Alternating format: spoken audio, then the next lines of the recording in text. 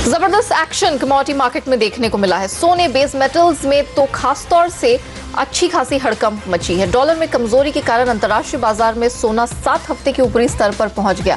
$1200 का स्तर हमने इन 7 हफ्तों में पहली बार इसे पार करते हुए देखा है। घरेलू बाजार में भी दाम आधे % तक चढ़े। हालांकि शुरुआती कारोबार में हमने देखा था रुपए की मजबूती के चलते एक खासा दबाव बना हुआ था, लेकिन अब यहां पर भी 200 रुपए उठा है सोना और 28,500 के करीब ट्रेड हो रहा है। बेस मेटल्स ने तो आप कह सकते हैं एक यू टर्न मारा है। जब शुरुआती कारोबार में खुले थे तब आधे से 1% तक की गिरावट दिख रही थी। अभी हम देख रहे हैं सारे मेटल्स तेजी के साथ कारोबार कर रहे हैं। तकरीबन 1 से 1.5% तक की मजबूती हमने घरेलू मार्केट्स में आते हुए देखी है। चीन की मांग बढ़ने की संभावना, कमजोर डॉलर के कारण हमने देखा है घरेलू बाजार में तकरीबन सभी मेटल्स चढ़ गए हैं। एग्री कमोडिटी मार्केट की बात की जाए तो कल की गिरावट के बाद सरसों में तेजी लौटी है। इसके दाम 1 से 1.5% तक हमने वायदा में चढ़ते देखे हैं और चीनी में भी हमने देखा है हाजिर बाजार में खासी तेजी आई है। सोयाबीन इस समय आधे % ऊपर है और खाने के तेलों में सोया तेल हम देख रहे हैं आधे % मजबूती के साथ ट्रेड कर रहा है। आज हमारे साथ एंजल कमोडिटीज के अनुज गुप्ता और कुंवर कमोडिटीज के रवि देवरा जुड़ चुके हैं। अनुज, रवि, आप दोनों का बहुत स्वागत है। अनुज, नॉन एग्री कमोडिटी मार्केट में कहां है आपकी हॉट पिक्स?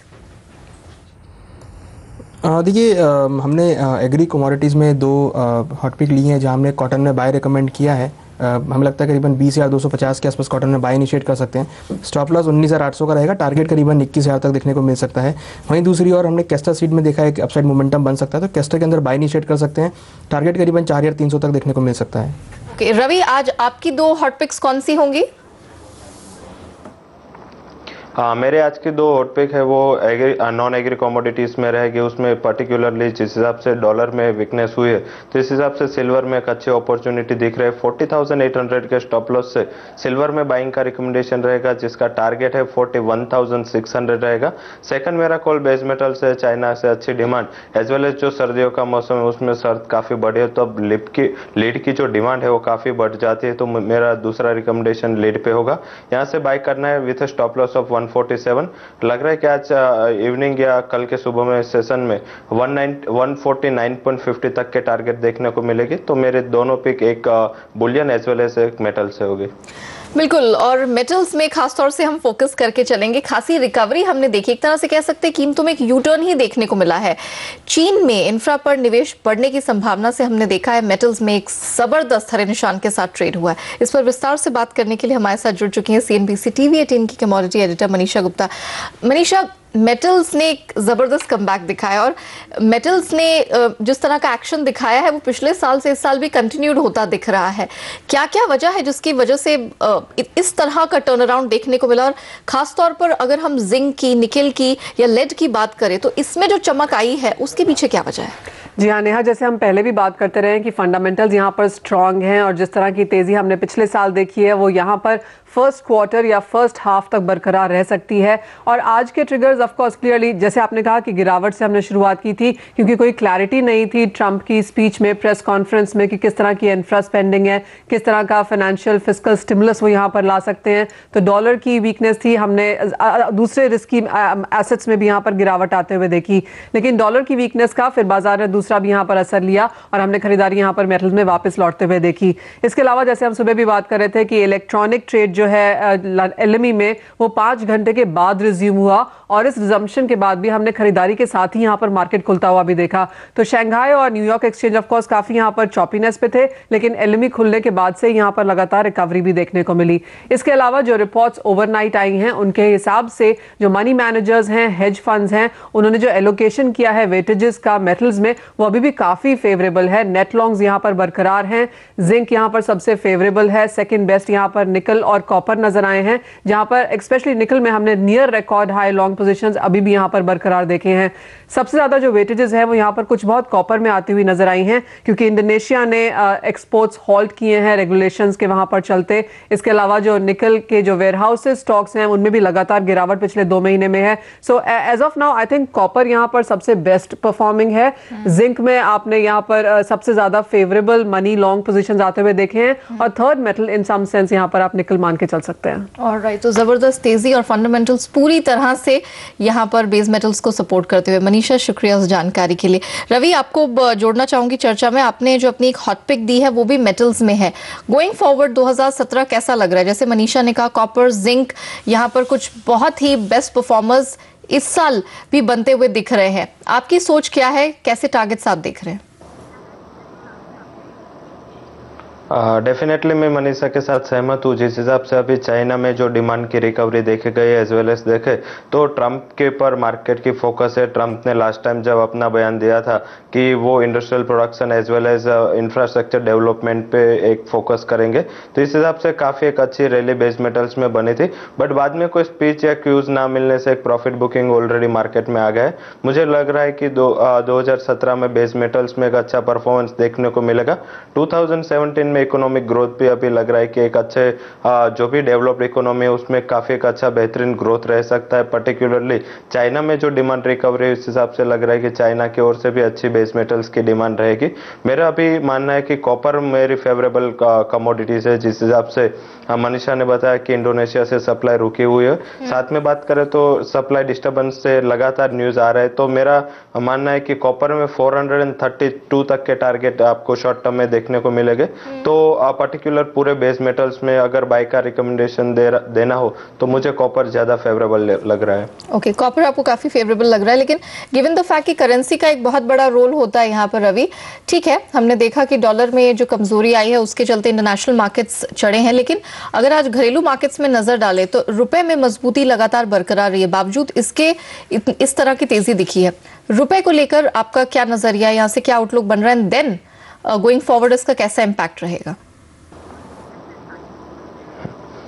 मुझे लग रहा है कि रुपये में वीकनेस आगे जाके बरकरार रहेगी। अभी जिस हिसाब से मार्केट की कंडीशन है, थोड़ा स्पेंडिंग भी लोअर है इंडिया में, एंड लगातार पूरे जो वर्ल्ड है उसका फोकस यूएस की इकोनॉमी के डेवलपमेंट पे हो रहा है। साथ में ये मंथ एंड में यूएस फेडरल रिजर्व की मीटिंग है, कल यूएस फेडरल चेयरमैन की स्पीच भी है, तो मुझे लग रहा है कि स्पीच के बाद डॉलर इंडेक्स में एंड थोड़ी एक मजबूती देखी जाएंगी। उस हिसाब से लग रहा है कि डॉलर वर्सेस आईएनआर है वो काफ़ी स्ट्रांग रह सकता है। मुझे लग रहा है कि एक महीने में 69 तक के लेवल पे अप्रोच हो सकते हैं। यहाँ से काफी वीकनेस रुपये में आगे जाके देख सकते हैं। यूएसडी आईएनआर जो पेयर है अभी 68.20 चल रहा है, कोई भी करेक्शन पे 68 के करीब बाय करना चाहिए। 67.80 वुड बी स्टॉप लॉस, आगे जाके 69 तक के लेवल अप्रोच हो सकते हैं, तो मेरा ध्यान है ये पेयर पे पॉजिटिव है।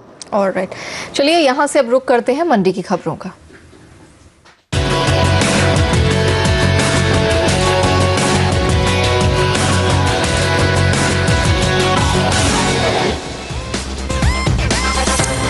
चीनी हमारे रेडार पर है। कीमतों में खासी तेजी आई है। मांग बढ़ने के कारण से हाजिर में इसकी कीमतें 7 साल की ऊंचाई पर पहुंच गई है। उत्पादन में कमी की आशंका से कीमतों में जबरदस्त अपसाइड देखने को मिला है। मुंबई की वाशी मंडी की बात की जाए तो इसके दाम 10 दिन के अंदर 3% चढ़े हैं। इसके अलावा ऑयल सीड भी हमारे फोकस में है। तिलहन में हमने देखा है सरसों और सोयाबीन में कल खासी गिरावट थी, लेकिन आज रिकवरी लौटी है। फंडामेंटल्स अभी भी कमजोर है, बावजूद इसके तिलहन में तेजी आई है। मस्टर्ड सीड अभी फिलहाल चार्ट्स पर आधे % की यहाँ पर गिरावट दिखा रहा है, लेकिन आज जो पूरे दिन में हमने ट्रेड देखा है उसके हिसाब से तकरीबन 1-1.5% की मजबूती इसके कॉन्ट्रैक्ट्स में देखने को मिली है। निचले स्तरों से कुछ खरीद लौटी है। साथ ही अगर खाने के तेलों की बात की जाए, इसमें हमने सीपीओ में थोड़ा सा प्रेशर देखा है, हालांकि रिफाइंड सोया तेल ऊपर ही ट्रेड करता हुआ दिख रहा है। अनुज हमारे साथ बने हुए हैं। अनुज, आपने आज सीपीओ में भी अपनी रिकमेंडेशन दी है। माफ कीजिएगा, आपसे समझना चाहेंगे कि खाने के तेलों में गोइंग फॉरवर्ड किस तरह का मूव बनता हुआ दिख रहा है? देखिए, पर्टिकुलर अगर हम रिफाइंड सोया या सीपीओ की बात करें तो मुझे लगता है कि जो ट्रेंड इसमें पॉजिटिव है वो अभी भी इंटैक्ट ही है। हालांकि अगर हम सोयाबीन या आरएम सीड की बात करें उनमें आज ज़रूर एक शॉर्ट कवरिंग देखने को मिली है, मगर अगर हम ओवरऑल फंडामेंटल फैक्टर्स की बात करें तो दोनों ही कमोडिटीज़ में नेगेटिव फंडामेंटल है, और हो सकता है कि उसकी वजह से सोयाबीन और आरएम सीड में बिकवाली का माहौल देखने को मिले आने वाले दिनों में। मगर मुझे लगता है रिफाइंड सोया और सीपीओ इन दोनों कमोडिटीज़ के अंदर बाइंग साइड में रहना चाहिए। हालांकि कहीं ना कहीं इंडियन रुपीज़ का यहाँ पर इम्पैक्ट देखने को मिला है, और अगर हम देखें तो कहीं ना कहीं डिमांड साइड यहाँ पर स्ट्रॉन्ग होती हुई दिखाई दी है। तो रिफाइंड सोया और सीपीओ मुझे लगता है कि एक आउट परफॉर्म हो सकते हैं, और सोयाबीन और आरएम सीड में गिरावट देखने को मिल सकती है। ऑलराइट, इंटरनेशनल मार्केट से किस तरह के संकेत निकल कर आ रहे हैं, और अगर करेंसी को फैक्टर इन किया जाए तब किस तरह का एहतियात बरतने की जरूरत है, तब किस तरह का रेंज हो सकती है?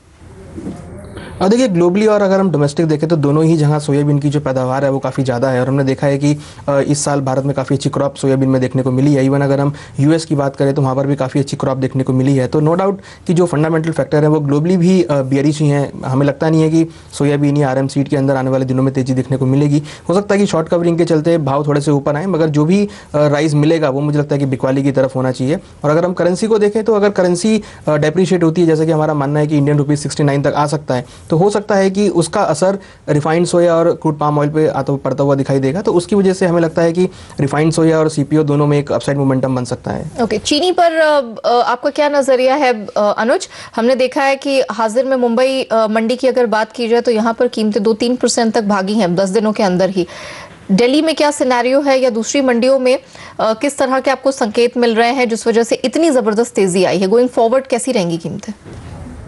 और देखिए जो डिमांड साइड है वो यहाँ पे काफ़ी स्ट्रांग देखने को मिली है, जिसकी वजह से एक भाव में एक उछाल देखने को मिला है। साथ में अगर हम देखें तो साउथ इंडिया के कुछ एरिया जो ड्रॉट की अफेक्टेड हुए हैं, और साथ में महाराष्ट्र के कुछ एरिया जो ड्रॉट से अफेक्टेड हुए थे, जहाँ पर शुगर केन की जो पैदावार है वो कम होती हुई दिखाई दी है, जिसका इम्पैक्ट शुगर के भाव में देखने को मिला है। तो कहीं ना कहीं मुझे लगता है कि आने वाले दिनों में शुगर के भाव में तेजी कंटिन्यूस रह सकती है, और हमने देखा है कि कंटिन्यूसली जो भाव है वो एक अपसाइड टेंडम में चलते हुए दिखाई दिए हैं। तो मुझे लगता है कि शॉर्ट टू मीडियम टर्म में अगर हम 10 से 15 दिनों की अगर बात करें तो मुझे लगता है कि शुगर में जो ट्रेंड है ये कंटिन्यू रह सकता है। और अगर हम आने वाले दिनों में टारगेट लेवल को देखें तो मुझे लगता है कि जो इसका मार्च कॉन्ट्रैक्ट है वो करीबन 4,000 रुपये तक जा सकता है। मीन्स करंट लेवल से 120 से लेकर 150 रुपए तक की तेजी और इसमें देखने को मिल सकती है। ऑलराइट, फिलहाल वक्त तो चला एक छोटे से ब्रेक का, जब ब्रेक के बाद लौटेंगे सवाल जवाब का सिलसिला शुरू करेंगे।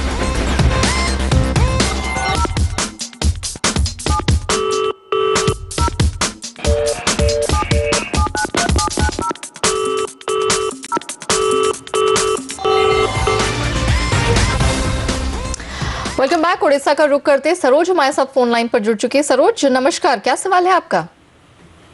जी मैंने मैम एक कॉपर एम लिया था 20 फरवरी का 396.75 में। 396.75 में ये कॉपर मेजर है, कॉपर मेन लॉट है? हाँ।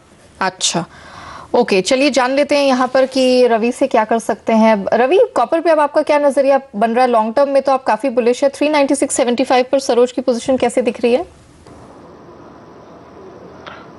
डेफिनेटली अच्छे भाव पे बाई किया है। मुझे लग रहा है कि पोजीशन में होल्ड करना चाहिए। आपका स्टॉप लॉस 394 का होना चाहिए। मुझे लग रहा है कि एक या दो ट्रेडिंग सेशन में फिर से 405 तक के लेवल आ जाएंगे, तो वहां पे अगर आप शॉर्ट टर्म के लिए आपने बाई किया तो वहां पे एक बार प्रॉफिट बुक कर सकते हो। बट डेफिनेटली मेरा आउटलुक बुलिश है। आप अपने पोजीशन 394 के स्टॉप लॉस से होल्ड कर सकते हो। गंगानगर राजस्थान का रुख करते हैं सतीश हमारे साथ आप फोन लाइन पर जुड़ चुके हैं। सतीश जी नमस्कार, किस कमोडिटी के बारे में जानकारी चाहते हैं आप? हाँ जी हेलो। हाँ सतीश जी, अपना सवाल पूछिए। मेरा सवाल ये है जी, कच्चे तेल में जैसे तेजी आ रही है, गुआर उस हिसाब से तेजी नहीं खा रहा, क्या उम्मीद है को 5,000 तक से आ सकता है? देखिए ग्वार की कीमतों में तेजी तो आई है, लेकिन इन टैंडम आप क्रूड से पूछ रहे हैं तो समझ लेते हैं यहाँ पर अनुज से। अनुज, एग्जैक्टली हो क्या रहा है? ग्वार की तेजी को लेकर सतीश जी को थोड़ा सा शक शुबा में है कि क्रूड के साथ में ये चढ़ नहीं रहा है, तो क्या हो रहा है एग्जैक्टली और आगे आउटलुक क्या है?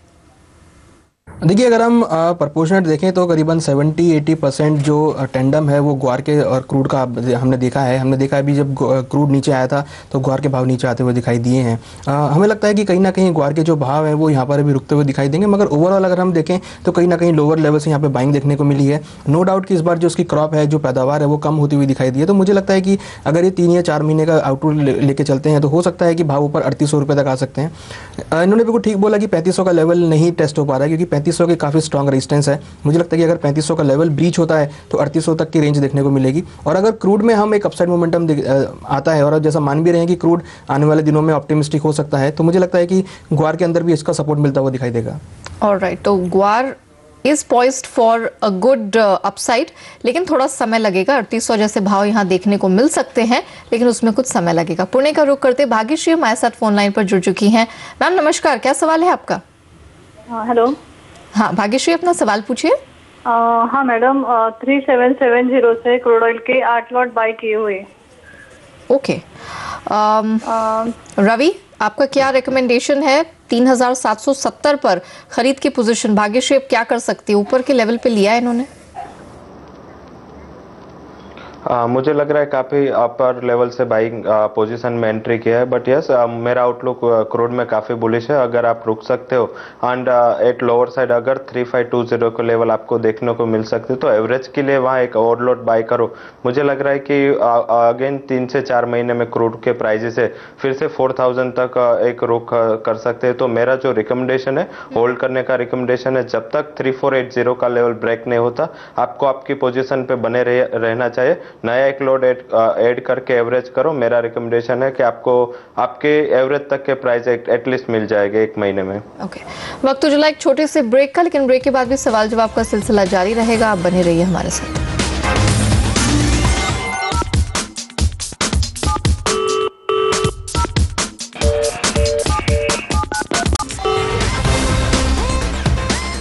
Welcome back. मुरादाबाद से व्हाट्सएप के जरिए राजेंद्र जी ने अपना सवाल हमें भेजा। अनुज, इनका सवाल मेंथा तेल में है। एक लॉट इन्होंने सेल किया है 1038 के भाव से, तो ये पोजीशन आपको कैसी दिख रही है? देखिए, मेंथा में हमारा आउटलुक पॉजिटिव है। मुझे लगता है कि जो इनकी शॉर्ट की पोजीशन है वो भी प्रॉफिट में है, तो बेटर है कि एक बार इससे निकल जाएं, क्योंकि हमें लगता है कि मेंथा में आने वाले दिनों में तेज़ी बन सकती है। हालांकि ऊपर अगर हम देखें तो करीबन 160-170 एक अच्छा स्ट्रॉन्ग रेजिस्टेंस लेवल है, बट अगर हम देखें तो मार्केट नीचे से एक्यूमुलेट होता हुआ दिखाई दे रहा है, और अगर हम देखें तो यहाँ वॉल्यूम भी इंक्रीज होते हुए दिखाई दिए हैं। तो कहीं ना कहीं आउटलुक जो है पॉजिटिव है, तो शॉर्ट से एग्जिट होकर बाइंग में बैठ सकते हैं। और चलिए इसी के साथ कमोडिटी कॉल में वक्त यहीं समाप्त होता है। अनुज, रवि, बहुत शुक्रिया समय निकालकर हमारे साथ जुड़ने के लिए, हमारे सारे दर्शकों के सवालों के जवाब देने के लिए।